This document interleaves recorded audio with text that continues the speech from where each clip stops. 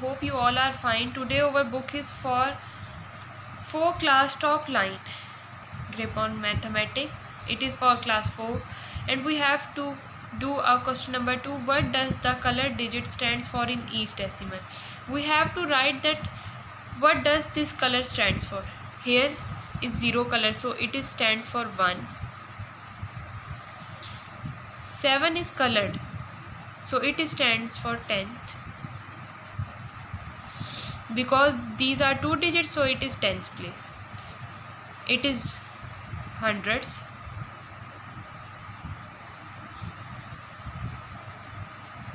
I can tell you that we can write here that hundreds, thousands, hundreds, tens and ones. But after point it goes reverse. It is just like ones, tens, hundreds and thousand. ठीक है? I hope you can understand it. This is 100. This is 9, and after point we can move into reverse back. This is 5 is at ones place and 9 is at 10th. Now is on hundreds place. Next is 250. 5 is at tens. 1,173,000.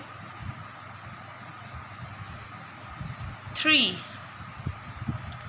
This is tens place, this is hundreds and this is thousands place. So this is ones place. I hope you can understand it, but I can tell you that how we can solve these questions.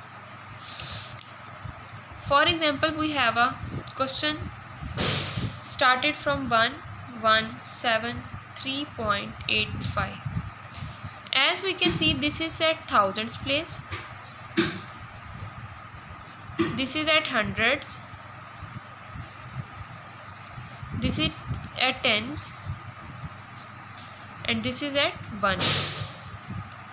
Okay, but if we can move after points, after point values, like 1, this is a tens, we can say that this point is for ones. This is at tens, this is 100 and this is thousands place.